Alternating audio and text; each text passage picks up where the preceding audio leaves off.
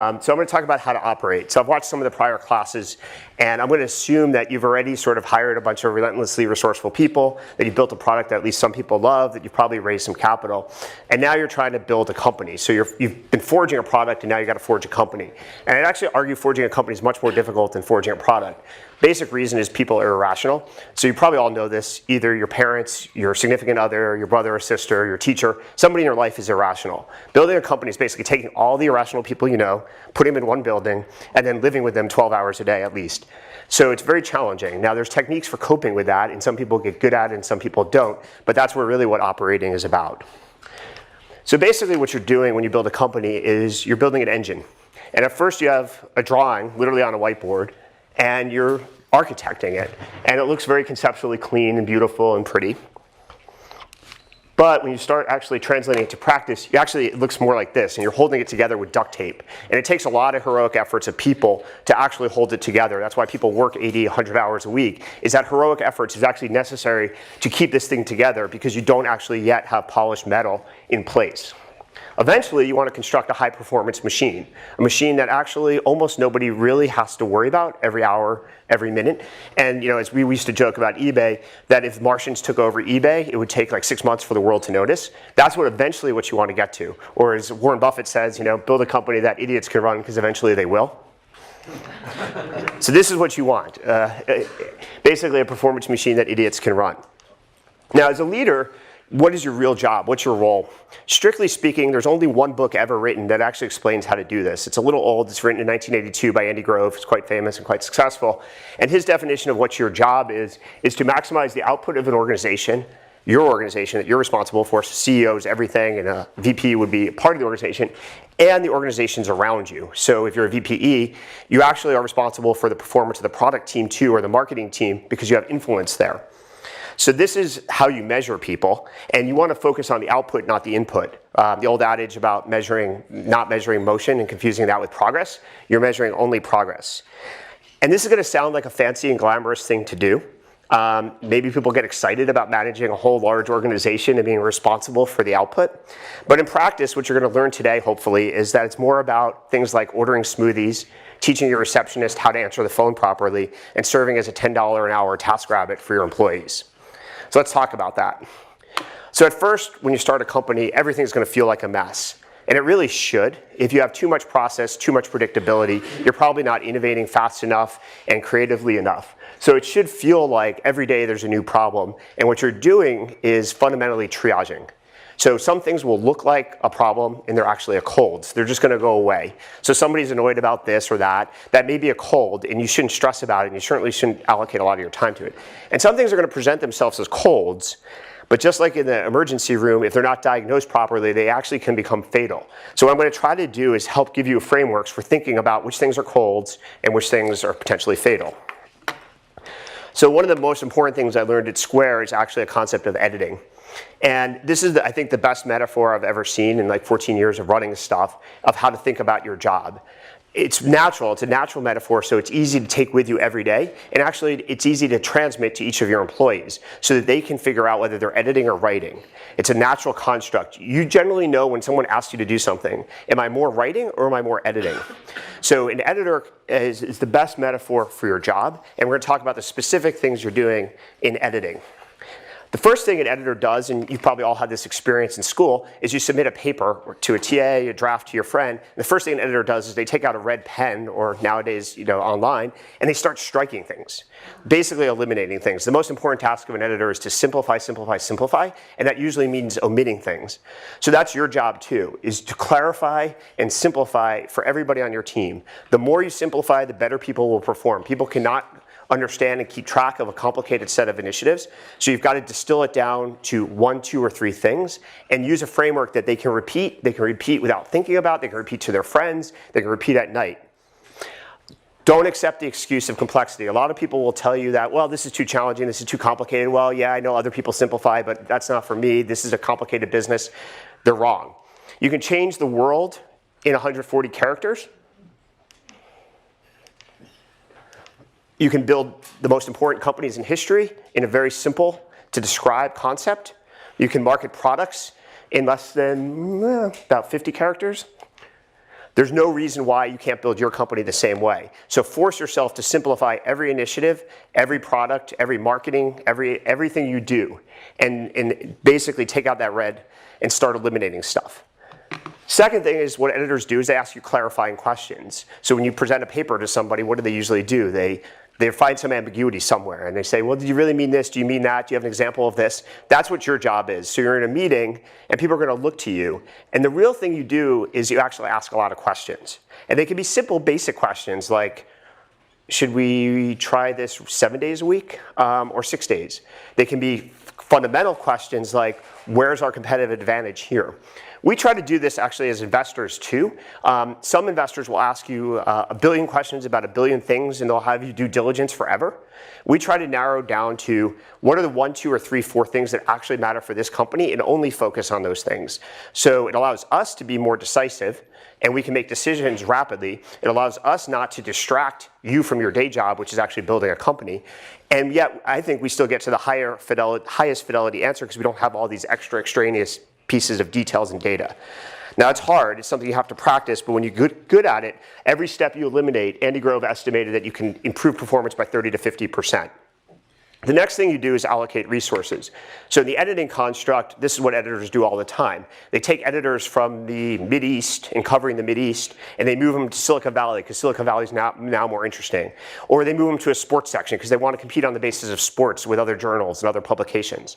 So that can be top down, where I take a bunch of resources and people and say, we're now going over here, we're going to compete on this basis. And then next month, next quarter, next year, I'm like, well, that Middle East coverage is getting boring and bland. We don't want to do that anymore. Let's go chase after something else.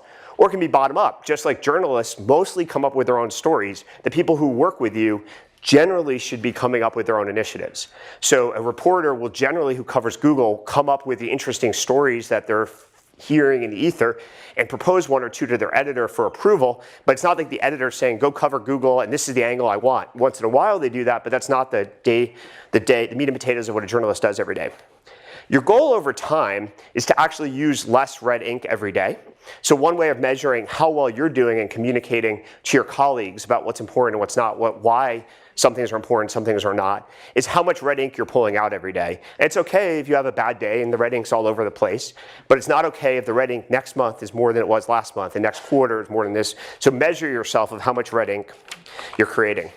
The other thing that's very important that actually isn't as intuitive to a lot of people is the job of an editor is to ensure a consistent voice. So if any of you read The Economist, you can tell that there's one consistent voice. You can pick up any article, any post in The Economist, and it feels like it was written by the same person. Ideally, your company should feel like on your website, and your PR release, on your packaging if it's a physical product, anywhere on your recruiting pages, should feel like it was written by one person. That's extremely difficult to do. And at first you're going to be tempted to do that yourself, which is okay for a founder to do that, him or herself initially. Over time, you do not want to be doing all of the consistent voice editing by yourself. You want to train people so they can recognize the differences in voice. So if you see this website page, it looks very different than the recruiting page, you start asking questions, why is that? Is the reporting messed up? Is one of the leaders over here not really understanding the voice of the company?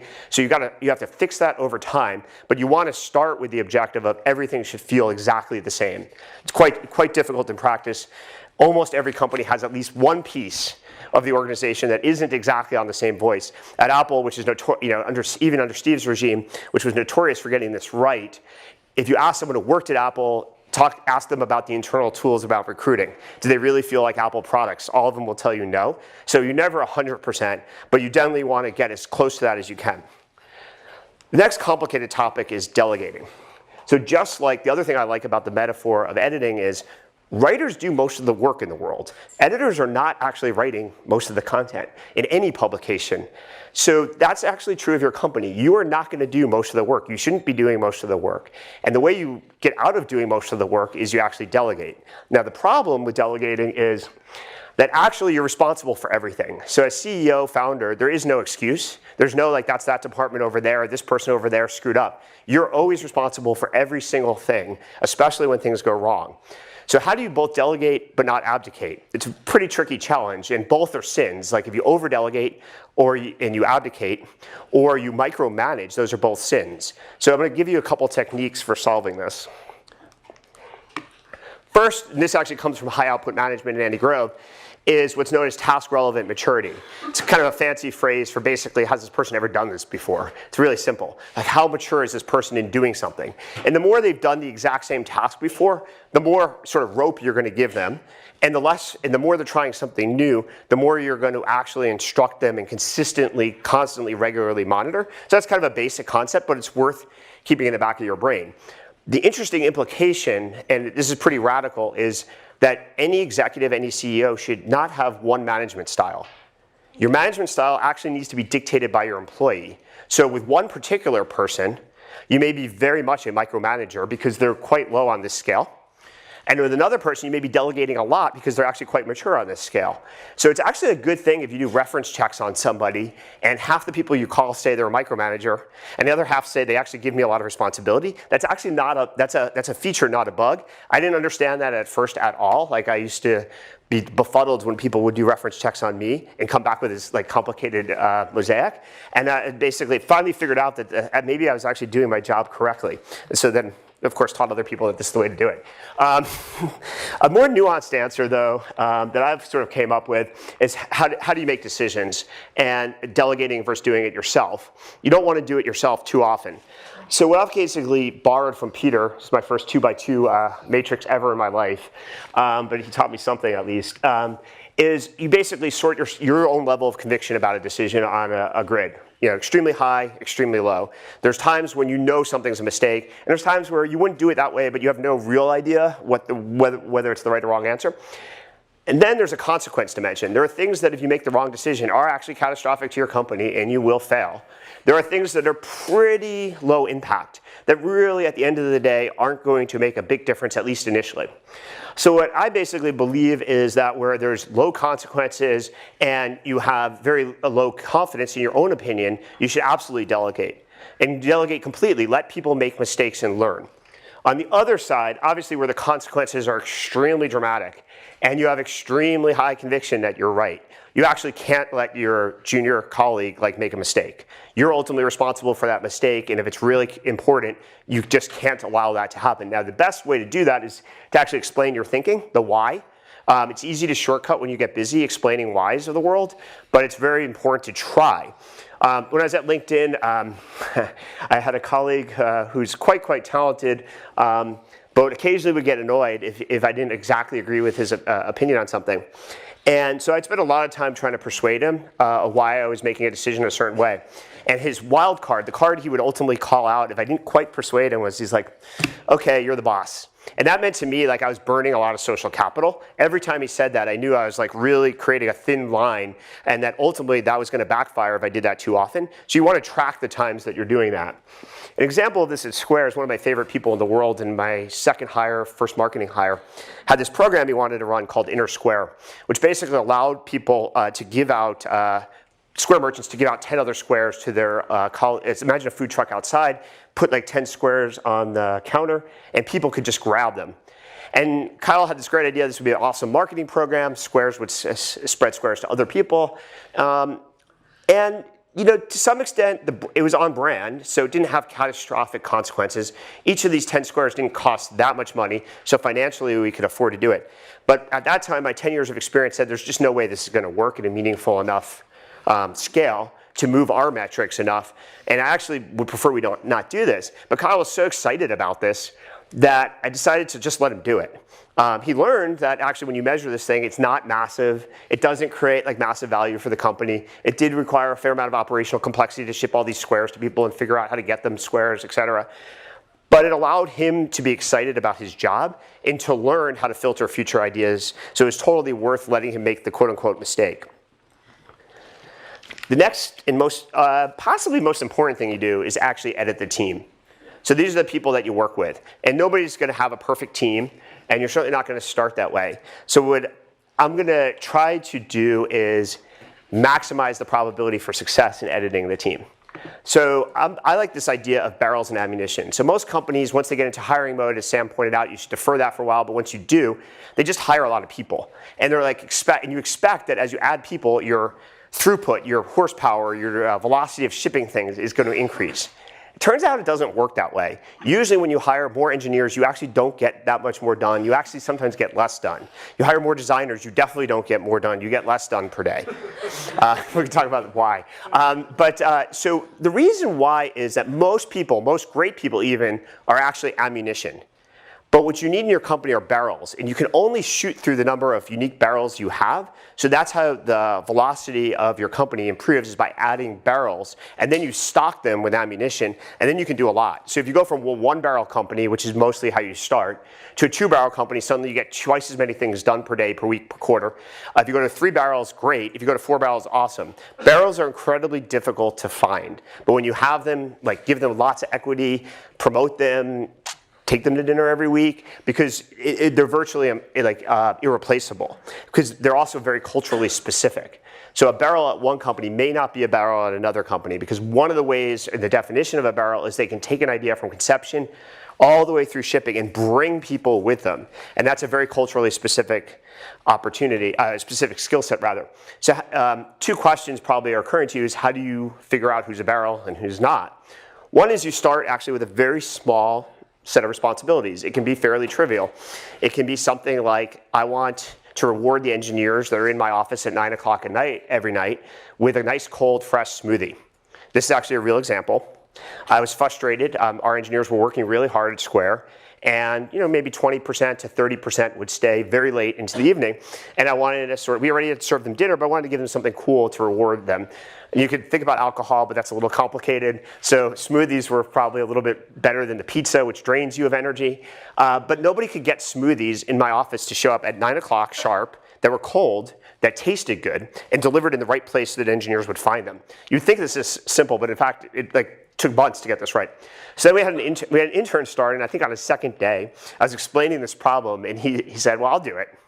And I was like looking at him like, there's no way. I've seen my office manager fail, my assistant fail, all who are actually pretty good. This just isn't gonna happen. And then lo and behold, that night, they show up on time, cold, delivered the right place. And my first instinct was, great, nothing about the smoothies, but okay, now I can actually give them something more important and consequential and complicated to do. And that's what you actually want to do with every single employee every single day, is expand the scope of their responsibilities until it breaks. And it will break. Everybody, I couldn't run the world. Everybody has some level of complexity that they can handle. And what you want to do is keep expanding it until you see where it breaks, and that's the role that they should stay in, that level of sophistication. But some people will surprise you. There will be people who you don't expect, with different backgrounds, without a lot of experience, that just can handle enormously complicated tasks. And so keep testing that and pushing the envelope.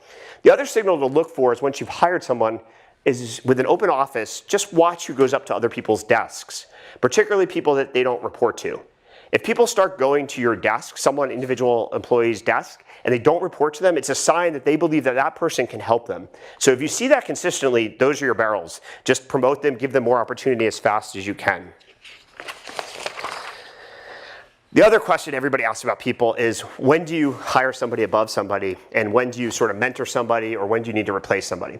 And the way to think about this is, every company has its own growth rate, and every individual has their own growth rate.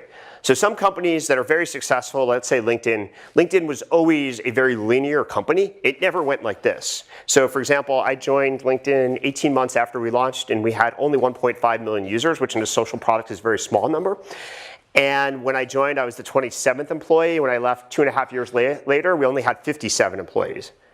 In contrast, when I joined Square as the 20th employee, 2.5 years later, we had 250, 300 employees. So each company has its own velocity on this curve. And if the company's going like this, you can only keep people in the roles that their own personal learning curve is going like this. On the other hand, if the company's growing like this, anybody whose learning curve is faster than that, you can keep giving them the same role to do. So always track the individual slope of an employee and the company's growth rate. Now that you have your barrels identified, so you're going to pick out the people that can really take an idea that you have in the back of your head, scope it out, run with it, make it happen, ship it, and it's perfect. Where do you aim these barrels? So I'm going to argue that you really need to spend a lot of time focusing people. This is something I learned from Peter Thiel, actually. He used to insist at PayPal that every single person could only do exactly one thing. And we all rebelled. Every single person in the company rebelled with this idea because it's so unnatural. It's so different than every other company where people want to do multiple things, and especially as you get more senior, you definitely want to do multiple things, and you're like, you feel it's like insulting to be asked to do just one thing. And Peter would enforce this pretty strictly. He'd basically say, I will not talk to you about anything else except this one thing I've assigned to you. I don't want to hear about how great you're doing over here. Like, just shut up. And Peter would run away. And then focus until you conquer this one problem. And the insight behind this is that most people will solve problems that they understand how to solve. Roughly speaking, they will solve B+ problems instead of A+ problems. A+ problems are high impact problems for your company, but they're difficult. You don't wake up in the morning with a solution, so you tend to procrastinate them. So imagine you wake up in the morning and you create a list of things to do today. There's usually the A+ one on the top of the list, but you never get around to it. And so you solve the second and third. And over an entire company of hundreds of people, that just cascades. So you have a company that's always solving B+ things, which does mean you grow and does mean you add value, but you never really create that breakthrough idea because no one is spending 100% of their time banging their head against the wall every day until they solve it. So I highly recommend some version of that. You can be less stringent. You can be like, you can get 3 things to work on, but I would still track at least the concept of what would happen if you only gave everybody one thing to prioritize. Now, because you can't make decisions, you don't want to be making all these decisions yourself, you have to create tools that enable people to make decisions at the same level, ideally, of fidelity that you would make them yourself. So how do you create scale and leverage? First thing I'd recommend is building a dashboard. This is an old square dashboard. It actually looks pretty presentable even today. The construct of a dashboard, first of all, should be drafted by the founder. You need to basically simplify the value proposition and the company's metrics for success on a whiteboard. You can have other people build the dashboard. I don't actually care about that. But you need to draw it out. Like, what does business success look to us, and what are the key inputs to those? And then have someone create something that is very intuitive for every single person in the company, including customer support, to use. And then the key metric of whether you've succeeded is what fraction of your employees use that dashboard every day. If it's actually useful, it should be close to 100%. It's not going to be probably 100%, but you want to measure that. Just like you have quality scores for all your other KPIs with users, the dashboard needs to be as intuitive as your product is for users. Other things, wait, hold on. Yeah, let's go back one second. Another concept is transparency, and people will often, that's weird. We'll fix it. Okay. Transparency people talk a lot about. It's kind of a goal that everybody ascribes to, but when push comes to shove, very few people actually adhere to it. So let me walk through a little bit of transparency and different stages of transparency. Metrics are the first step, so everybody in your company absolutely should have access to every single thing that's going on. Other things that I like to do are take your board decks, and as you get more formal, the board decks will get more complicated, and actually review every single slide with every single employee after the board meeting. You can strip out the compensation information if you really want to, but every other slide you should go through with the entire employee base and explain it, and if you can remember some of the feedback you got from your board, that's really cool to pass on. Another thing we did at Square, as your company scales, everybody's not going to get invited to every meeting, but they're going to want to go to every meeting.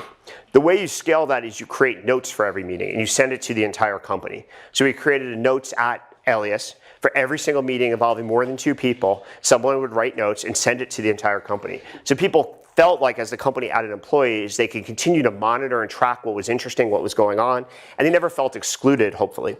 The other thing is even details around conference rooms. Every conference room at Square has glass walls. Because as soon as you have regular walls, people wonder what's going on. It's amazing, if they can see who's actually in the meeting and who's meeting with who when, they don't worry nearly as much as what's going on behind those closed doors.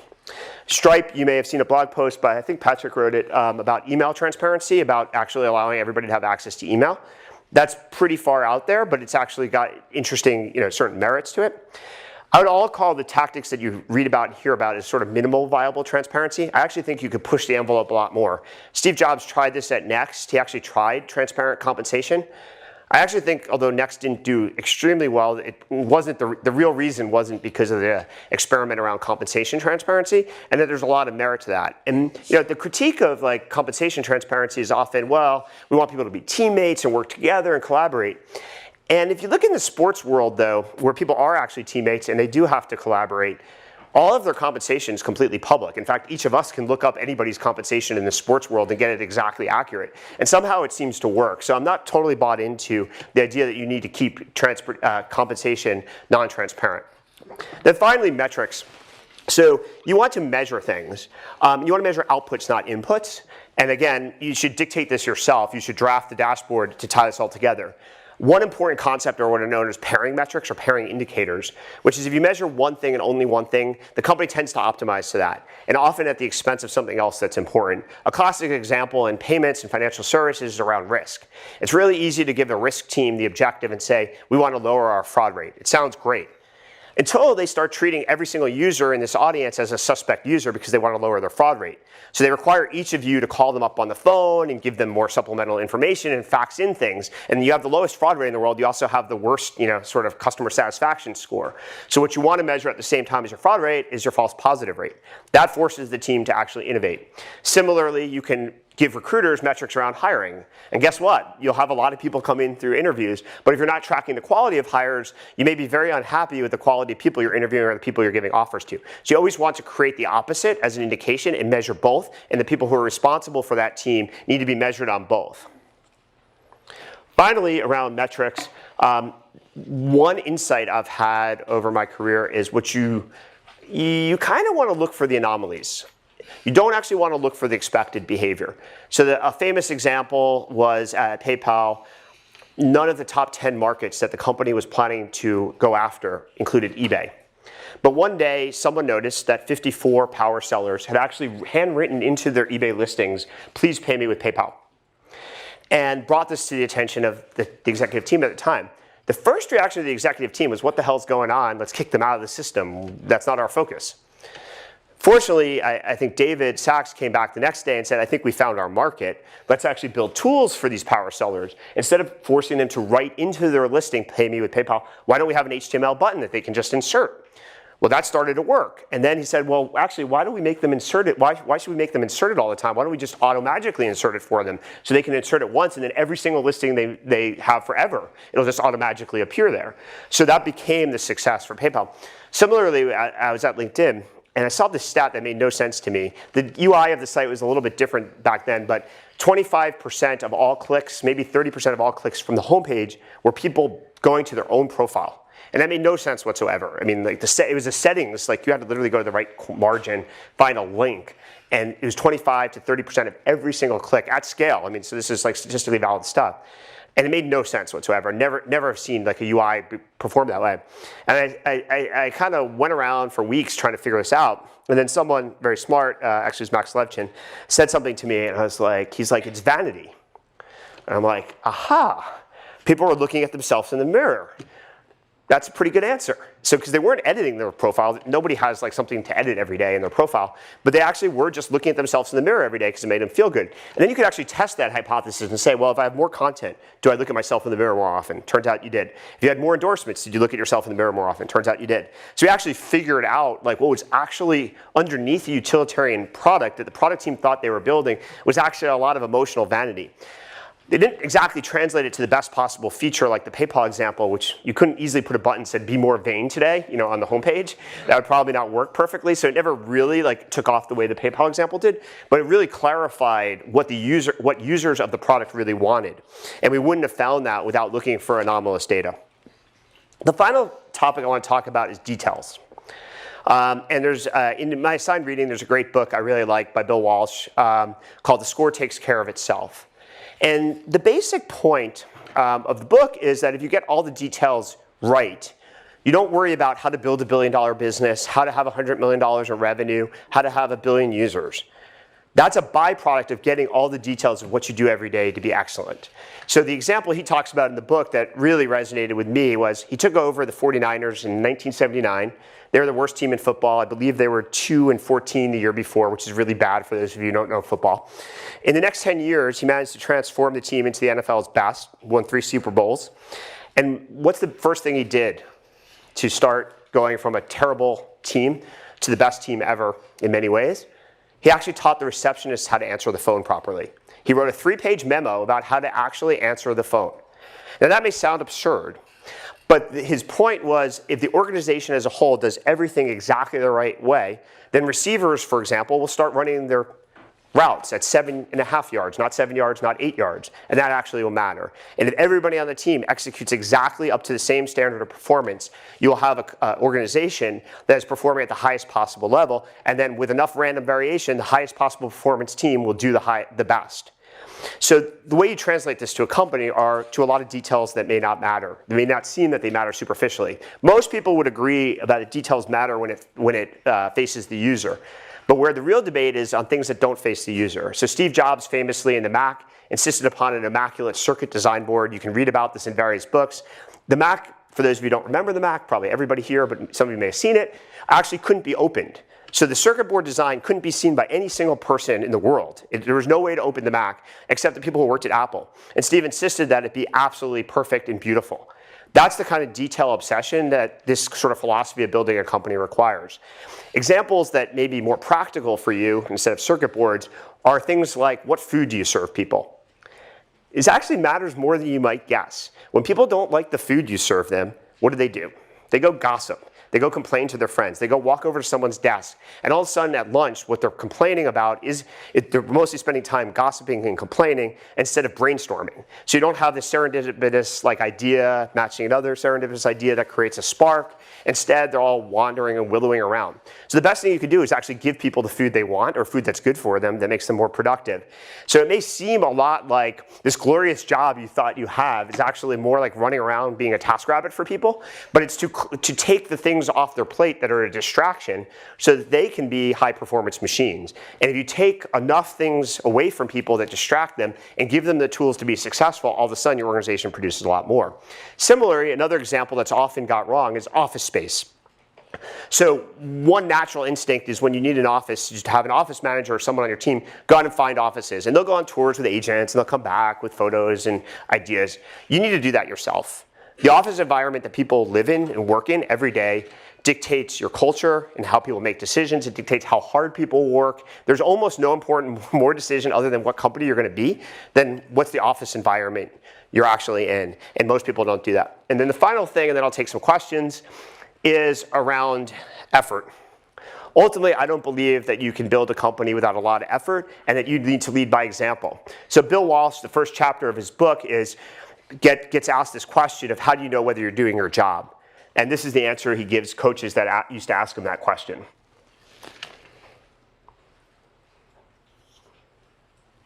So if this is what you feel like every day, you're probably on the right track. And if that doesn't sound appetizing, you probably shouldn't start a company, truthfully. All right, with that, I'm done with the prepared part. Let me see if anybody has questions that I can try to be helpful with. Any questions? Yes? So you talked about making compensation transparent. How would you do that, especially when people equate themselves to the value, of how much the salary is? I would do it in probably bands. So you could do it either just everybody in the company gets paid the same, or you could have all discipline, all engineers, or you could do it by experience, the way Steve did it actually at Next was there was a high band and a low band. And you either had a lot of experience or low experience, and that was it. So low band back then, now would probably be $85,000, kind of everybody just flatly gets paid $85,000, and if you're super experienced, everybody gets paid $130,000, and that's just it. Is sort of the next translated for inflation. Instead of food, what's the top 3 details that most people care about? You'd be amazed. Well, yeah, so the question was, besides food, what other kind of details do people care about? The laptops they use, this is now the default that everybody has. But 5 years ago, it was a benefit to give people high quality machines as opposed to optimizing on cost and having Dell machines and ugly monitors, just as an example. So if you think about all these people that are relentlessly resourceful, incredibly talented in a massively competitive ecosystem competing for talent, you want to give the people the best possible tools to do the best possible job. And so rigorously thinking through, how do I make people more successful? What things do they not need to be working on that are distracting? And what things can I actually give them that make them more valuable per day? And then just break that down every day and solve that stuff yourself. So when you're in a startup environment, how do you optimize for those things? Because resources are scarce. And it's It's a good question. I actually think that you should start, first of all, you must have your own office. I don't believe ever in shared office spaces. Peter talks a little bit about this, that every startup, every good startup is a cult. And it's really hard to create a cult if you're sharing space with people. Because a cult means that you think you're better than everybody else in the world and you have a special way of doing things that's different than everybody else in the world. And if you're sharing physical space with people, it's very hard to inculcate that. So I would start there. But it is a prioritization question. When we have every company has scarce resources, just a question of magnitude, like how many zeros are you paying attention to? Probably not $10 expenditures, but $100, then $1,000, then $10,000, then $1 million, then $10 million starts being your rounding error.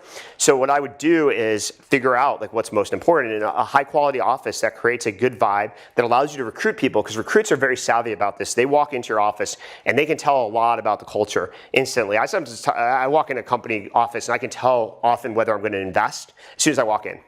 Like I can absolutely rule things out that I just don't want to invest in as soon as I walk in. And there's times I walk in the office, it's like, wow, this is really impressive. You can tell how people work together, how hard they're working, how distracted they are. Roelof Botha at Sequoia made a point to me about YouTube. So when I invested in YouTube at the very, very beginning, it wasn't obviously going to be successful. And then Roelof led the Series A investment for Sequoia and YouTube. And we were at a board meeting together, and he said, I think YouTube's really going to work. And I said, why? And he said, well, every time I go to one of my portfolio companies, half the office is watching YouTube at lunch. And I was like, pretty good sign. So like you pick up on these little things and you can predict a lot. Me? Yeah. What do you think is the best way to gain street cred for a new manager? Oh boy. Yeah, so the question is, how's the best way to gain street cred for a new manager? Almost all good managers in Silicon Valley are promoted because of their individual performance. In cultures that are meritocratic, the percentage is even higher. So we tried at PayPal to only promote people that were basically kicking ass at their discipline. So Peter didn't believe in general managers. In fact, I remember going for a jog around campus with him my first week at PayPal, and he was asking me, how things going, the usual kind of CEO questions.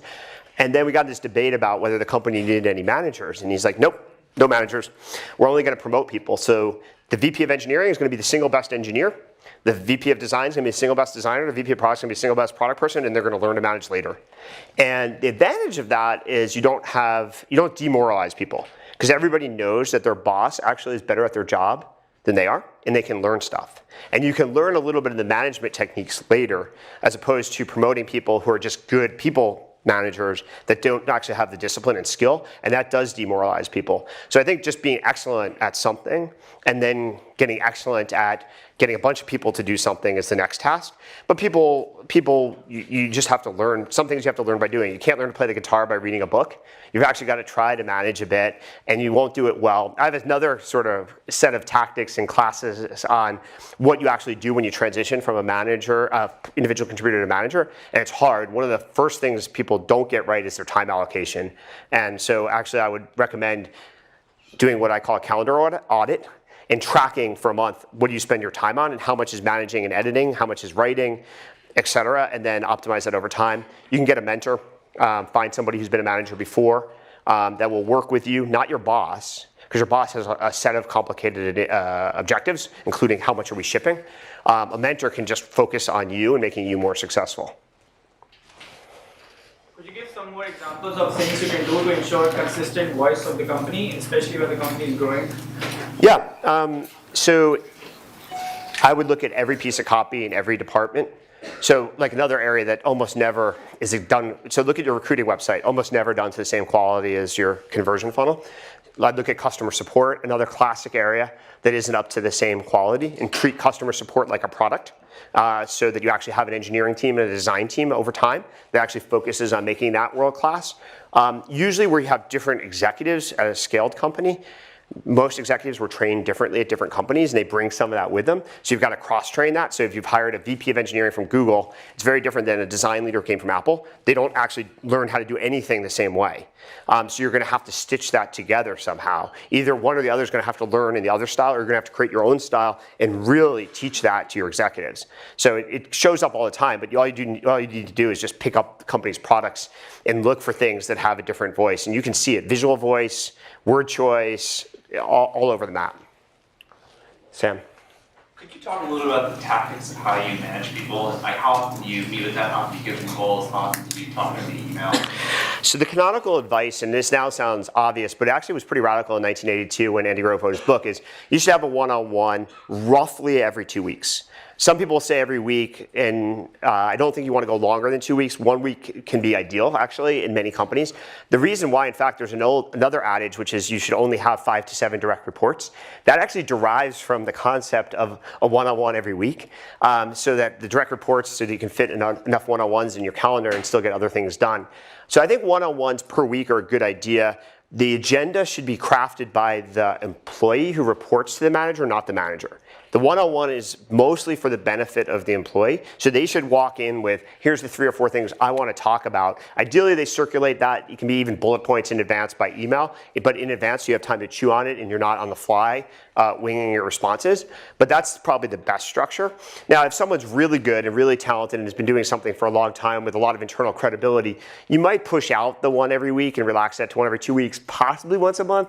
I don't know that I would go beyond once a month ever. When is it acceptable to compromise and hire someone who's ammunition rather than a barrel? Yeah, so the question is, when do you compromise and hire more ammunition instead of a barrel? Truthfully, you're going to hire more ammunition by definition than you are barrels. So there's a ratio between the two. The question is the ratio. So at some point, the ratio is going to get out of whack. So if you're the only barrel in the company and you have 50 engineers, you might as well only have 10 engineers because you're not going to get any more done. So you're just wasting resources. You're going to frustrate engineers because everybody's going to need your approval, your sign off, your editing. It's just going to stack and frustrate people. So it's really, now different disciplines, engineering, like I actually think like roughly 1 to 10 to 20 is probably about the right range. Like you don't need more engineers until you have more barrels. Designers a little different, but it does. It's always going to be hiring more ammunitions, and a good leader, a good barrel will kind of have a feel for that. So one way to correct for this, natural tendency is to increase your headcount on your team, like sort of an empire building tendency. Like, oh, so I manage 20 people and Sam only manages 10 and you manage 3, so I'm more important than Sam and you're more important than you. One way to do that is you put an X here of the number of people that, the output, sorry, specify how many things they've done successfully, then divide by the number of people on their team. And tell them that this is going to be their grade and their performance review. Shockingly, this Y doesn't start increasing on that team. It's amazing how this works, and be really explicit about it. So as a venture capitalist, how often you intervene with your portfolio company, and what's your philosophy behind that? So how often do I meet with? Yeah, how you intervene. So the question is, as a venture capitalist, how often do I interact with my companies, meet with them? Generally, when we invest, and we do some seed investments where we invest less money, but when we invest a fair amount of money and lead a round, like a Series A or Series B round, we join the board, and roughly I meet with the founder CEO every 2 weeks. That's the default. Now, there can be, obviously, there's inflection moments and things go well or wrong, and that's on an ad hoc basis. These days, actually, surprisingly, I do a lot by text message. I even have one CEO who Snapchats me all the time, which I'd actually rather him not, but so the world has changed a lot. But I try in-person meetings every 2 weeks. But you don't intervene with the operation, right? No. I mean, really, it's like being a venture capitalist is more to me like being a psychologist. So if you come to my office, you'll see actually we have 2 chairs kind of arrayed like this with a little table in the middle. And we sit down and I'm basically like, so tell me your problems, and then it's like a question. It's like, so have you, and then my response is usually, well, have you thought about this? Have you talked to this person? Have you tried this, et cetera? And it's just asking a lot of questions and going back that way. But that's 90% of what I do. So as CEO, when you've got these barrels, right? Let's say if you're a startup company, you've got 2 really good engineers, and you're working on this product. I've heard that you should always be recruiting. Yes. How do you balance that? Well, it depends on where your prioritizations are. So, Sam talked a little bit about this in his lecture, but every company will move recruiting, first, second, or third, somewhere in that, sort of spectrum. If it's your number 1 priority, then about 25% is probably a pretty good allocation. Actually, I like the calendar audit for CEOs even more so than for new managers. So when I work with CEOs, sometimes who aren't thriving in that role for the first time, I actually force them to show me their calendar. And before I do that, and now I'm going to ruin this trick because I'm going to tell it to you, I actually ask them to rank their priorities, write them down on a piece of paper. and just specify whatever they are. Then we go pull up their calendar and see if it matches, and it never matches. Like never. Like recruiting is the one that's most often awry. So let's say half the CEOs you meet with will say recruiting is the number one priority. It's almost never the biggest block of time on anybody's calendar. And so that's what you're trying to do is match resources and inputs against priorities and a calendar audit. Unfortunately, there's no software that does this really well. It'd be great. Like actually, we literally pull up someone's Google Calendar and kind of manually add up the hours, which is somewhat insane. But that's the best way is just, well, what are your priorities? If your priorities are raising money, you don't want to allocate 100% of your time to recruiting. You want to allocate a fair amount of your time to raising money for that block of time until you're successful at it. How about one more question? One more question. Anybody? Okay, go ahead. On the surface, some of this advice seems contradictory because you've emphasized focusing on A+ tasks and delegating less important things, but then you've said it's good to write like a 3-page script for your receptionist and focus on all the details. How do you harmonize those goals? It's a good question. I think the way to harmonize, the question is really how do you harmonize things like where details can really matter, but you only get one thing to do and you've got to allocate to the top 1, 2, or 3 things. How do you put those 2 things together? And actually there is some tension, and even in a healthy organization, there's some tension of like why are we actually focused on writing the script as opposed to something a user may see. I think the underlying philosophy of getting the details right is pretty important to install in the very, very, very beginning of a company, because people will start acting that way and making decisions that way themselves. So you won't have to actually literally do that. And if you have to do that, it actually shows that the foundation isn't actually that solid. So when you first start the company, it's about getting the details right, that everybody is precise, everybody on every task is always thinking that way. And then that scales, and then the people you bring in, it's a little self-fulfilling. People who can think that way will tend to get hired. People who can't won't get hired. Each team and each leader will tend to enforce that themselves. So CEOs almost never doing it. So it's partially like how do you start? And then cultures like that, I mean, the key to culture is it's a rule, it's a framework for making decisions. And if you have a culture's baked, people learn how to make decisions across that culture and you're never saying anything. You never have to really do anything except just, watch and, and promote and move people around. Cool, well, I guess that's it. Thank you.